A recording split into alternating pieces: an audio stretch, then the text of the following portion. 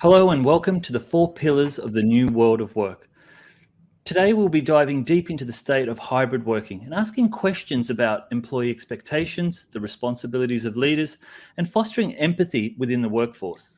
I'm Safi Obadilla, Head of Value Advisory at Citrix, and today I'm joined by Christian and Leanne. Firstly, thanks to both of you for joining us. I'll get each one of you to introduce yourselves. Let's start with you, Christian. Hi, Safi. Good afternoon. Hi, Leanne. Very nice to meet you and be here with both of you. So my name is Christian Exiola. I'm General Manager of Bang & Olufsen. I'm based in Singapore. Thank you. Thanks, Christian. Welcome. Leanne? Thanks, Safi. Good to see you. Christian, lovely to meet you. Leanne Taylor, I'm the Global Chief Operating Officer for Citrix. I am currently also based in Singapore, but soon to be moving back to Europe. It's great to be here with you today, Safi. Thanks, Leanne. So let's get started. I'm sure you'll agree that we've all seen a huge realignment in the world of work on the back of COVID-19. During the pandemic, the focus was on remote working and enabling businesses to continue to operate in the face of lockdown and restrictions. And this was a big shift in itself that demonstrated that employees can be trusted to work remotely and be productive. But this hasn't been an easy transition for everyone. And now with things opening up, expectations have changed for both employees and employers. That traditional routine of work has changed, and it's brought huge opportunities, but also huge challenges for businesses, for HR leaders, for IT teams, and for employees themselves. Today, remote and hybrid work are the norm, and employees expect the freedom and flexibility to work when, where, and how they want. Consequently, though, organizations are being pushed to embrace this in order to attract and retain talent in what's become one of the most competitive labor markets the world has ever seen. And to that end, Citrix recently released a report, Work Rebalanced, which looked at the actions leaders are taking to embrace hybrid work and how organizations are performing against four key pillars: tech empowerment, connection and collaboration, flexibility and fluidity, trust and empathy. Now, we believe that these pillars are critical to enabling these new work models and creating positive employee experiences. For those watching this webinar, you can download the full report from the attachment section in the browser. But what the study found, one thing that was really interesting was that while digital collaboration and tech empowerment were flourishing, other aspects of hybrid work, flexibility, trust, and empathy, all those human elements were proving more challenging to get right. And that's where we want to focus today's discussion. So to get things started, I thought, let's actually start by defining what hybrid work is. Christian, let's start with you. Hybrid work. So hybrid work is the combination of working from home and working from office. So you might have whatever model to do 2-3 days or 4-1, depending on the function and the company really strategy. Yeah. And I think that's the key shift that we're seeing. Obviously, during the pandemic, because of lockdowns and isolations, we were all stuck at home and had to try and make do from home. Leanne, your perspective, hybrid work? Yeah, I think hybrid work is the evolution of remote working. We had in years gone by, we had folks who would have the odd day that they could work from home. And so they had a version of a hybrid model, didn't they? But that hybrid model, we needed to go and ask our bosses if it was okay to do that one day of home. What we have now, I think, for most organizations and somewhere on a spectrum is complete flexibility. Where do you want to work from? And so I think it's no longer a place of, are you working necessarily at an office, but are you working in a location, whatever the location of choice might be, or are you choosing to work from home or as you transitioning from one place to another? So I think it's complete flexibility of place of work. Yeah, and I think that's an important distinction there, because you're right. Even prior to COVID, you had the ability for remote access, right? So for those emergencies, or you needed to catch up on work, as you said, you had to ask permission. Whereas I think through COVID, what's come about, especially from an employee perspective, is this expectation that it's a choice. And if I need to work from home, I can. If I want to come in the office, I can. And I think that's where some organizations, based on who they are and the culture of that organizations, are dealing with with some potentially pushback, and trying to balance that from a leadership perspective. I guess one of the interesting things that came up in our report was that hybrid workers, and so people that are balancing between home and the office, are actually found to be more productive and more engaged as employees than people that are either entirely office based or entirely remote. They also reported better well-being, both physically and emotionally, feeling more positive about the organization. I mean, what's been your experience, Leanne, I guess, to start with, in terms of this shift that we've had? And I guess it's a bit interesting for Citrix. We are a company that provides these type of solutions, so we've been working this way for a while. But what's been your experience? And I guess maybe you could share with the audience what strategies Citrix has taken to embrace hybrid working. Thanks, Safi. I think you're right. We have been a company that's enabled hybrid working for a long time. From the day I started, there was never a question of where you're going to be. And when you work in some of our regions, which are quite dispersed and remote, you end up traveling on an airplane quite often. So you're working in a hybrid model anyway.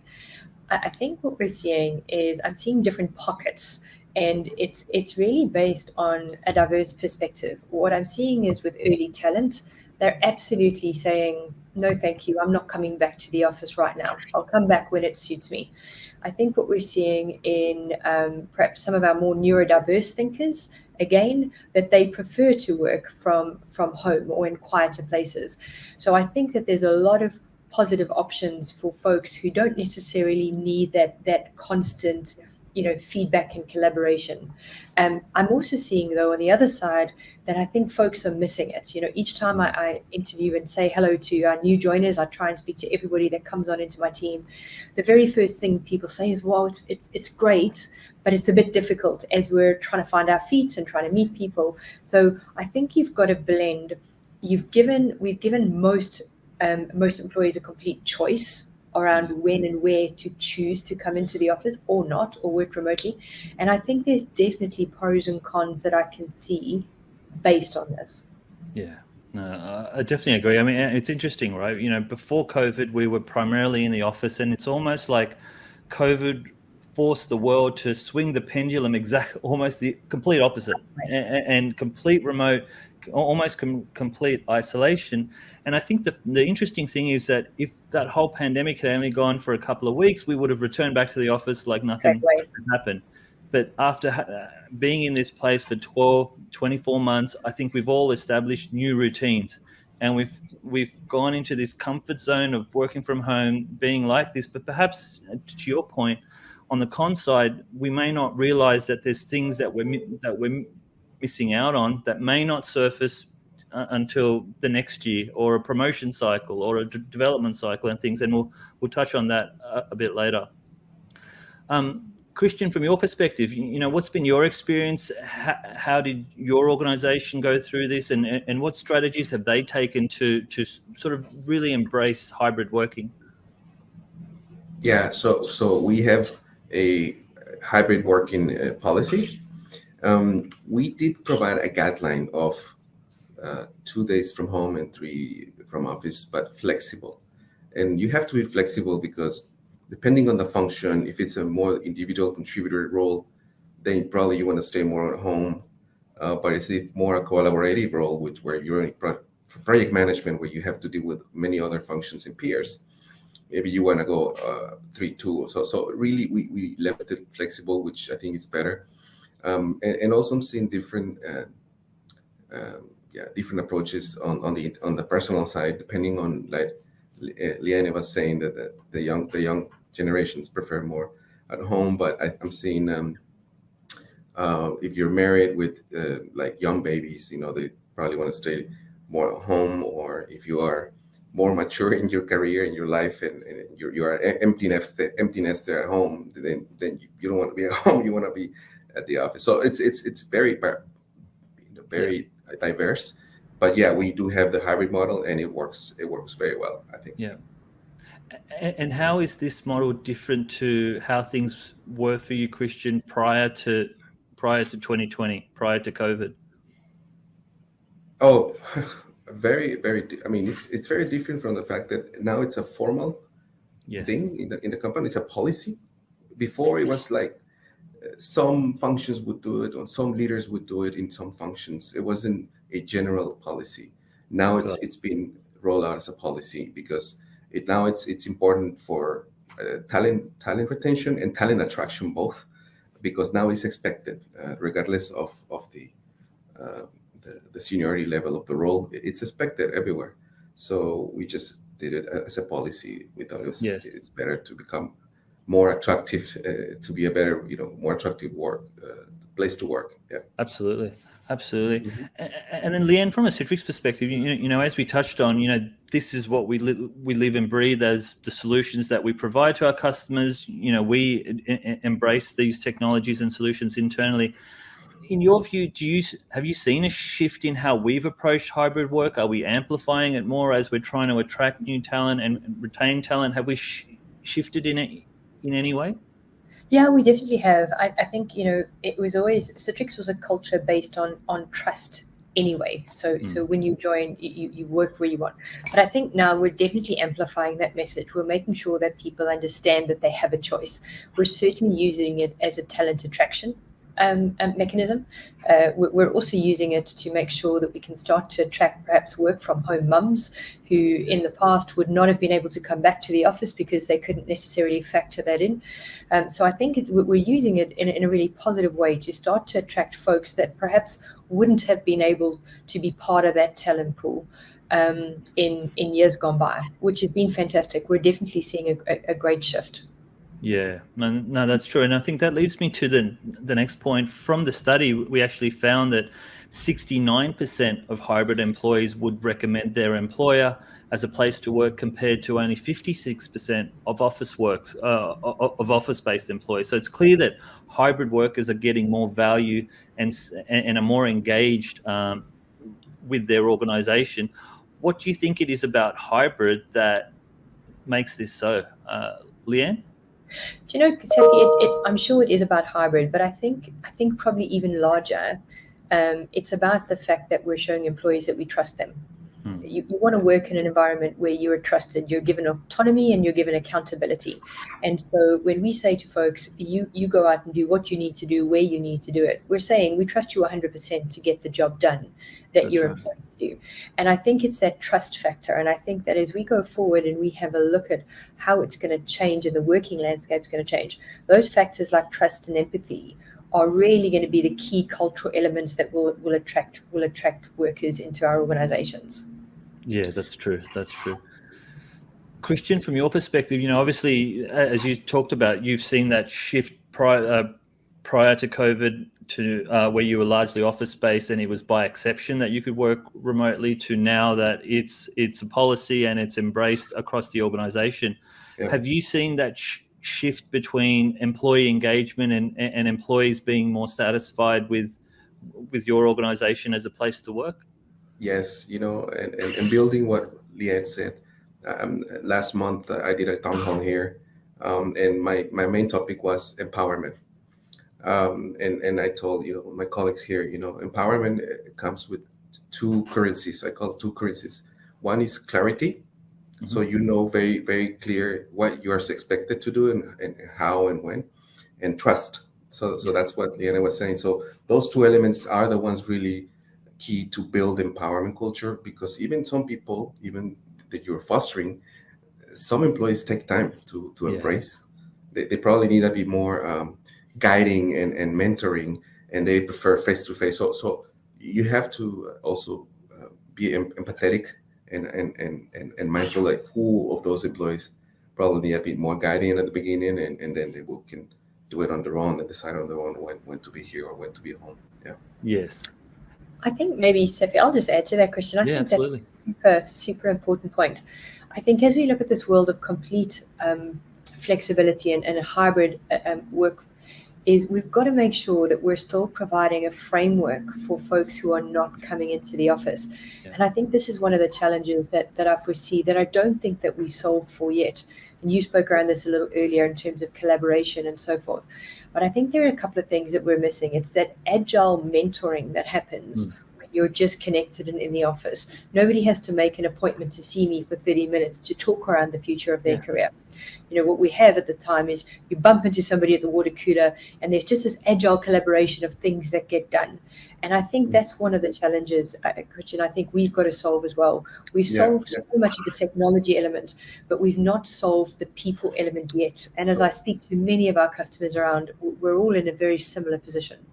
So, for example, we, especially the new hires of the last 2 years, they still never met before until we're coming back to office. A lot of their colleagues in Singapore, so they're happy to be here in the office and meet them and interact with them.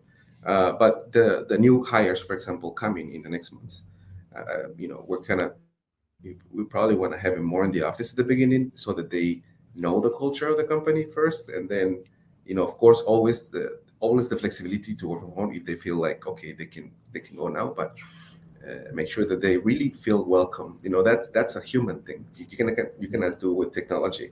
So we are mindful of that when we bring in new hires every month. We do make sure that the onboarding is in place, and they feel they know the culture, and they really are happy, and they feel belong. A good sense of belonging. Yeah.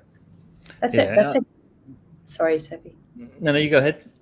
That's a great point, actually. We've not got to that point of actually asking new onboarders to come into the office, but certainly I'm suggesting to managers that they do. We're busy redesigning our whole onboarding program, because what we're finding is exactly, I love the word that you've used, belonging, because we always talk about diversity and inclusion, but we forget the most important part, which is that sense of belonging. What we are seeing, and I can share, is that where we have a better onboarding experience with the sense of belonging that we try and drive really quickly, we're seeing that our new hires typically tend to come in, settle, and definitely stay. We've also had new hires who haven't stayed because they didn't get to that sense of belonging. Yeah, I mean, I think that's a great way to frame it, especially from an onboarding, and even for someone who is been working remotely for long, is not just establishing that sense of belonging, that continuing to maintain it. And personally I feel there's only so much you can do virtually. That need for human connection doesn't go away just because you could see the person on a screen or anything like that. And then, Leanne, I wanted to go back to one point that you talked about before around this notion of agile mentoring, right? And the question I had is, I was thinking about this last week actually, is, as people are working more and more remote, we're missing those opportunities for those casual conversations with a senior leader or someone in a different team.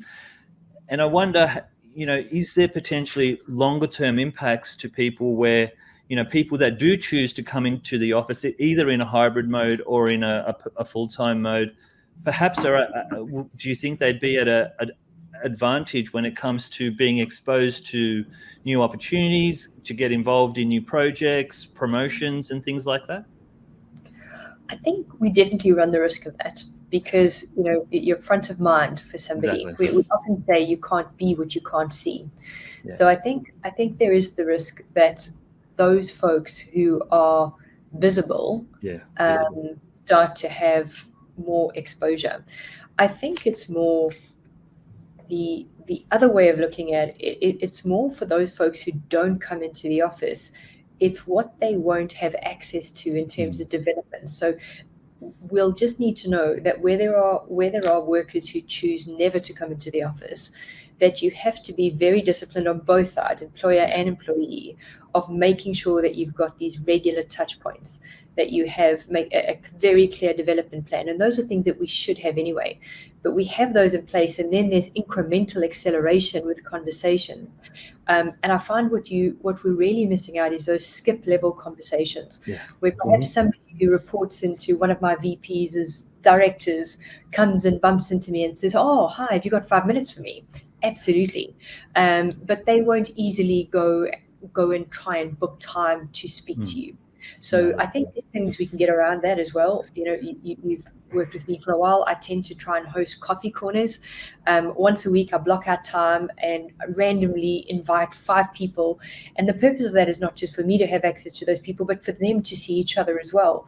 Like Christian was saying, they've not people aren't seeing each other. So I think there's there's ways that we've got to do it, but we've got to be very intentional about creating those connections if you're not having them in the office. No, that's right. Yeah. And it has to be more than just booking a meeting, because that's artificial. It doesn't feel genuine.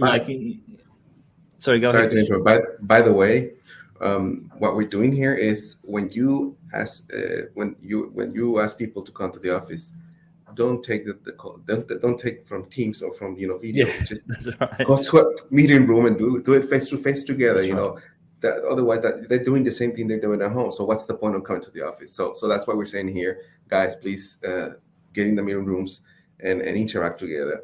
Now, some other things we're doing here to complement the hybrid model is we launched a digital recognition and rewards platform so that you can always recognize your piece, regardless of your location, office or home or whatever you're working.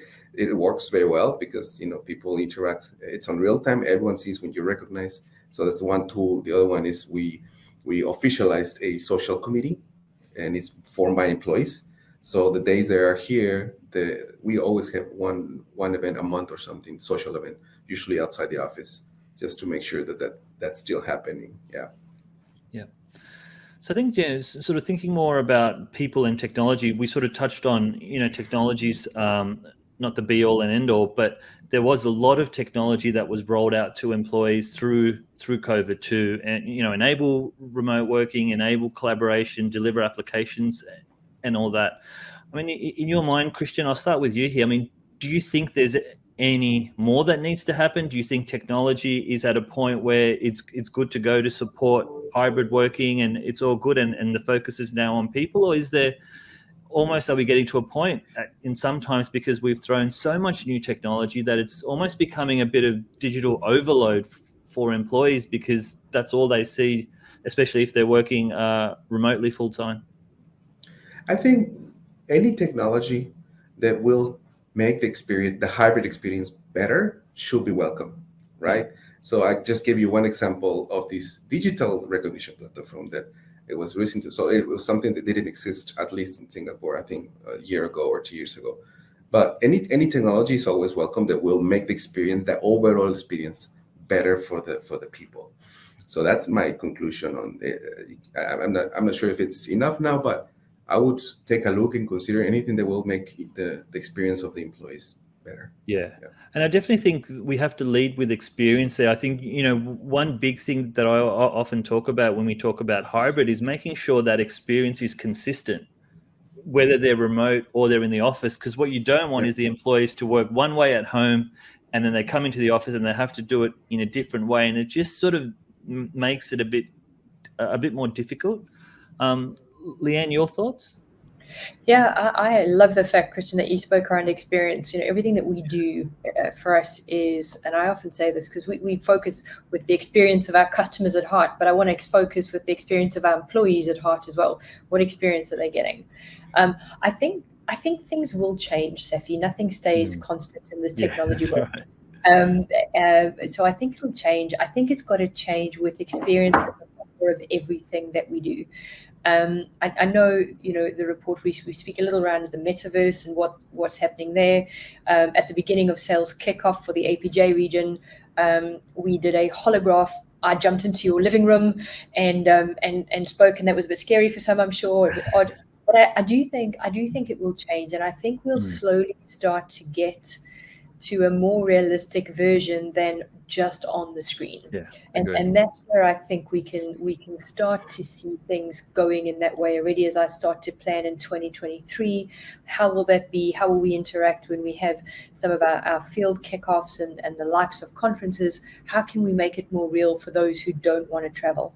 So I think there will be an evolution, but I think we've got to keep simplicity and relevance at the forefront and wrap that around with the biggest dose of good experience and consistency for our employees. No, I agree. So we've spoken a lot around the employee expectations and employee experience and things like that. I just wanted to flip now to the other side and looking at things from an employer perspective. Obviously a lot of this is different for employers, from how things were prior to COVID. What are your thoughts around the shifts around employers' expectations? Because I guess what's been interesting as things have opened up and restrictions are being relaxed and people are opening up offices again, is we've seen different organizations take different approaches, literally on the opposite ends of the spectrum, where some organizations are completely embracing hybrid work, making it an ingrained part of the culture, and it's up to you. Whereas other organizations are actually going down the other path and forcing people to say, you must come into the office at least for 40 hours or full time and things like that. I mean, Christian, maybe we'll start with you. I mean, what's your thoughts around that, and what could be potentially some of the risks or consequences of pushing so hard one way or another? Yeah, I think what COVID did to many, probably all of us around the world, is probably reset our priorities in life. And regardless of your location, and I saw a big trend of people trying to get closer to family, parents, or brothers, go back to your home country. So I think that's not gonna change. I think that was kind of reset for many of us, and we have to adapt. So my personal view is that if there are companies which I know they are trying to get them back to the office full time, they're gonna have a lot of problems to retain talent.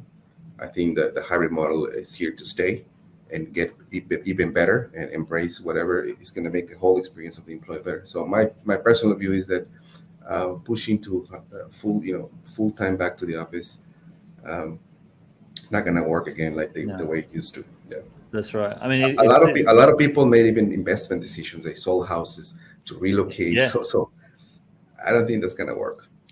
No, and I definitely agree with one point there that you raised, which I really like, which I think everyone can relate to, is that we have a better appreciation for our lives outside of work. Even me personally, like the amount of things I've been able to get involved in with my children, with my wife, with my family, it's just so much more, I guess, more balanced. It's not just about work. And then I've got this other thing on the side here that I sleep and go back to work.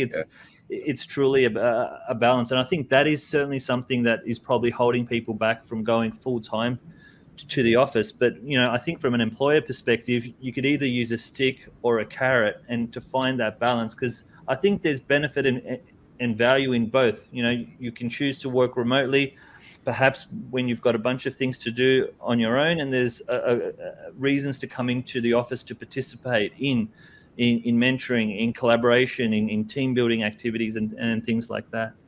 Leanne, your thoughts? Yeah, I do have some thoughts on this, Safi, and I've been really fascinated by some strong stances that have been taken by some very, very well-known executives. And here's what I'm thinking and what I'm curious about. These are not silly people. And by asking people to come in back to the office, it means they've got to keep the commercial real estate going. It's a very costly model. It's not a model that is more economical to run by any stretch, to have people going back to the office. So what I'm curious about is, are there trends that they're seeing? It's the why. Are they solving for something that perhaps we've not yet come through? And I'm very conscious of this. We all made a very drastic decision. We had to shut down. Christian, you'll know, here in Singapore, we literally woke up one day and the next day everybody had a mask on and the country had shut down. I was like, whoa. And it turned out to be a very good strategy, because we kept so many people safe. But we didn't understand the impact on businesses. We didn't understand the impact on mental health. There was a lot that we didn't understand when we make a fundamental shift in culture and how we operate. And so I think as we look at this, I'm not sure we've yet understood the impact of complete hybrid work. And when I say what I mean by that is, it's very different if you say, we can have hybrid work, but could you come into the office for these specific 2 days? Not random 2 days, because the random 2 days means that the statistical probability of me being in on the same day that five of my colleagues are in is unlikely. And so I have that same feeling of, well, now I just sit on my own, as Christian said earlier, and I use Teams or Zoom in my own office. So there's no point. Right. So I think that there's the potential to start to understand the benefits to saying, can we come in on these specific days?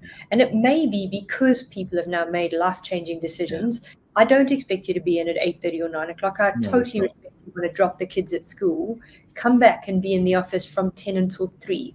But from 10 until 3, team A are going to be together. And so, and the leadership team is there. So you've got skip level conversations, you've got collaboration, you've got that agile interaction that you can't get. And so I think there must be a why some folks have been saying you've got to get back to the office. I don't think we're through all of it yet. So I'm still curiously trying to understand.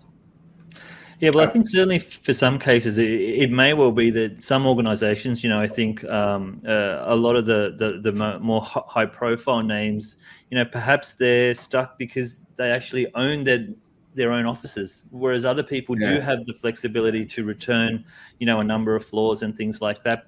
But I'm with you there, Leanne. I don't think we're at the answer right now. I think over the next couple of years, there's going to be a lot of backwards and forth and adjusting of what it is hybrid means, and it's probably going to be different for different organizations. This is Safi, when the leading with empathy becomes very important. And just to share, share the last 2 months, I sit down with each of the employees in Singapore, 30 minutes, each of them, and ask him, how are you doing? Yeah. How's your life? And understand what they're going through on the personal side. I mean, organizations bigger than here, but maybe difficult to go sit one by one, but you can ask your teams to do that, right? To become more empathetic. Yeah. And on that point around empathy for the workforce, I mean, why do you think that's important? Because there's, during these COVID times, a lot of people fell into depression. Mental health became relevant. So that's why, for me, it's really important to understand what they're going through. Whatever they can share, of course, is something that I ask, and they can voluntarily share or not. But I think it's relevant because you want to make sure that they feel that this is what I call the circle of safety. Yeah, that I want my employees to feel safe. Yes. Safe, whether they're home or they feel safe in the office. Because if they feel safe, they will get more engaged. That's right. They'll feel the trust on you. Yeah, that's right. Leanne, your thoughts on empathy? Yeah, I think empathy's always been needed. I think when I look at the folks that I've worked with, that I feel that I've connected the most with, they would be leaders who led with empathy. I think now more than ever, we need to build a culture of empathy all the way through the work, and it's bi-directional. It's not just employers to employees. I think you've got to have empathy for your colleagues. It's very easy to have sat through 7 or 8 hours of video calls, and then the poor person who gets onto the 9th one, and you go, oh, and you've just got to go, hold on, that's where we are. So I think that's just a cultural piece that will go forward. These levels and these cultural fits will be far more important to how employees make decisions on where they want to work in the future. And so I think if we're not cultivating a culture of empathy, we're going to be losing out on a significant portion of the talent pool. Absolutely. And just one last comment, Sabi. I think that as we embrace more technology to do our job and automate processes and systems, we lose human contact, right? So that's why it's more important to keep the empathy in a high level. Yeah. No, that's right. That's right. So I think that sort of leads me to another point I wanted to raise with you guys, and I think, Leanne, you touched on it before, which was around trust. Trust between employees and organizations has become even more important now, especially, that traditional notion of trust, especially from a leadership perspective, was often around, I can trust my employees that they're working because I can see them. You could see them in the office. They were highly visible. And that's how almost you gauged how busy they are and how good a job that they're doing. Even traditionally, often in the past, it was, the person that was there at the end of the day was the person that worked the hardest. Look, he's there till after 6 or 7 or something like that. Whereas now that's all gone. I mean, that ability to physically see people is gone. And so obviously we've seen a lot of examples of employees building trust issues, looking at organizations who are deploying software to monitor their employees and things like that. And so, you could see why employees are getting a bit concerned about trust and being able to trust that their employees actually believe in them and have faith in them, that they can actually be trusted and to do their job. How do you think, from a leadership perspective, we could approach overcoming this?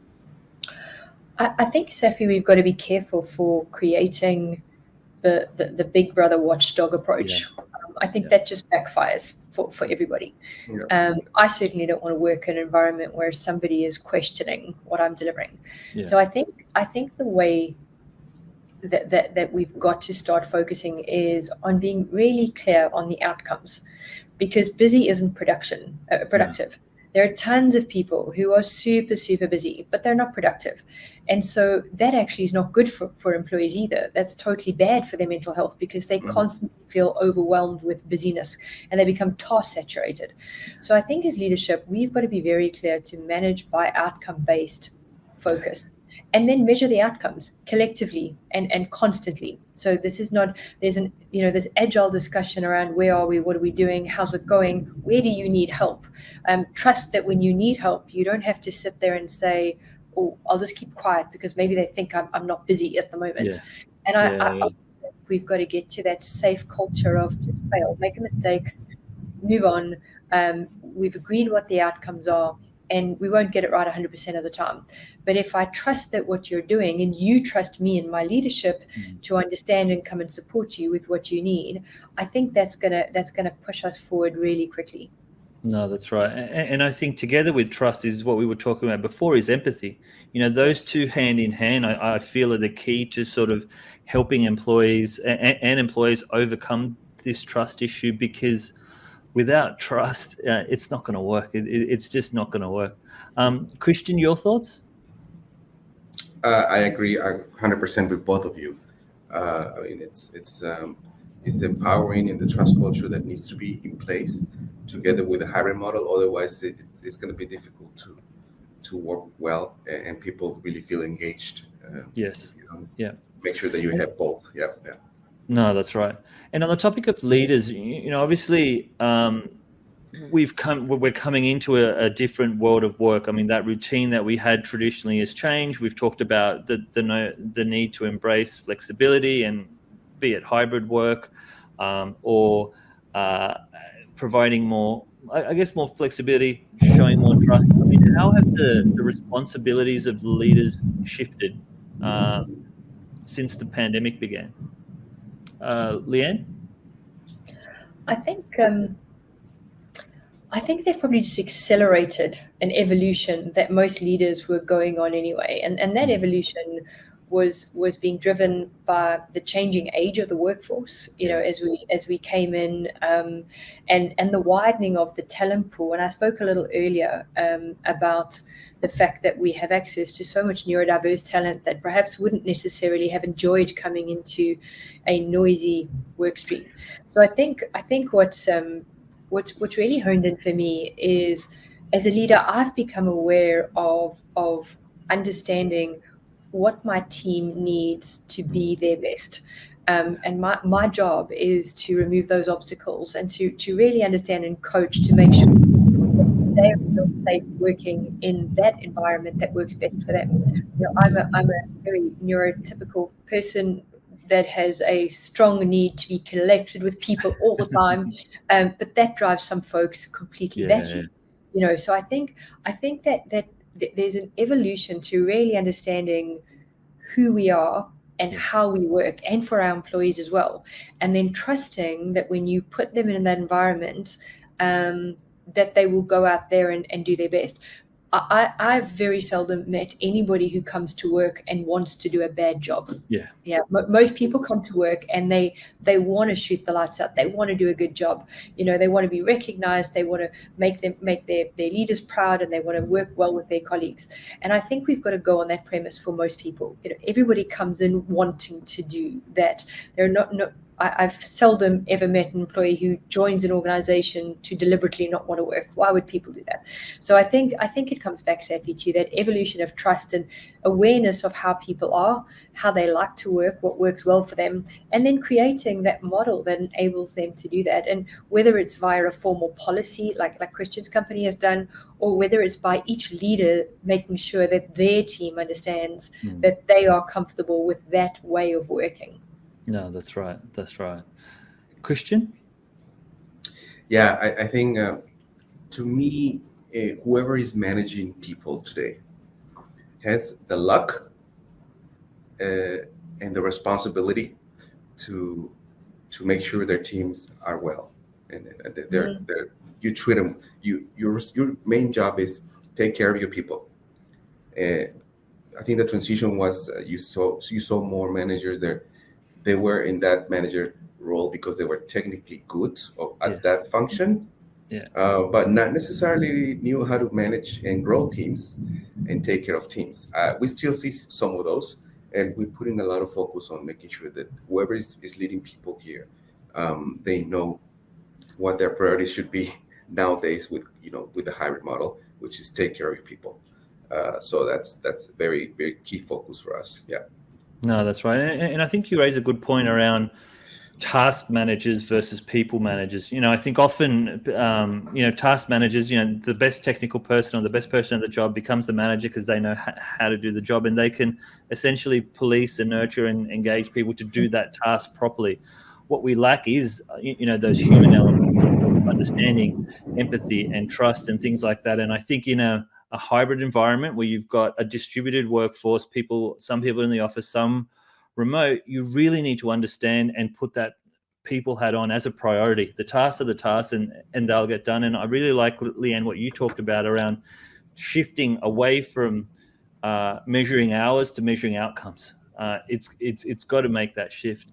So as we sort of come to the end of this, I really wanted to ask this one final question and get any final thoughts from each of you as well. And, at the start of this webinar, we sort of talked about how our report was telling us that hybrid workers are more productive and more engaged when compared to people that are entirely office-based or entirely remote. I mean, in thinking about that and the things that we've talked about, what do you see as the future of hybrid work? We'll start with you, Christian. I think hybrid work will stay long term. It's something that companies should work to keep it and make it better. So I don't think we should go back to either side. I mean, there might be some roles where you can be 100% remote if you're, headhunter, which probably you don't need to interact. You just need to call people and candidates and your clients. But my view is that we should go with a hybrid model and make it even better, whatever tools are available out there or are coming. Yeah. Absolutely. Leanne? I think that's a great point, Christian. I think hybrid work is here to stay. I think people have made life-changing decisions because they could at the time. I would like to see us find a way forward that really starts to tackle some of the challenges of hybrid work. Tackle the lack of integration, tackle the agile mentoring that we're missing out, and tackle some of those, I think, mental health issues of having people feel not connected. So I think it's here to stay, but I'm personally very curious and committed to making sure that it stays and that we improve it, as we go forward with each bit of learning, that we iterate into a better way to make that go forward, so that we start to just really have an optimum way for people over the next couple of years. Yeah, absolutely. Absolutely. Well, that brings us to the end of our discussion, although I'm sure we could have kept talking for another hour or so. To everyone watching, thank you for attending this webinar. And remember that you can download the Work Rebalance report on hybrid work from the attachment section. And finally, I also want to thank our guest speakers, Christian and Leanne, for sharing their valuable insights and experiences. Thanks, everyone, and bye for now.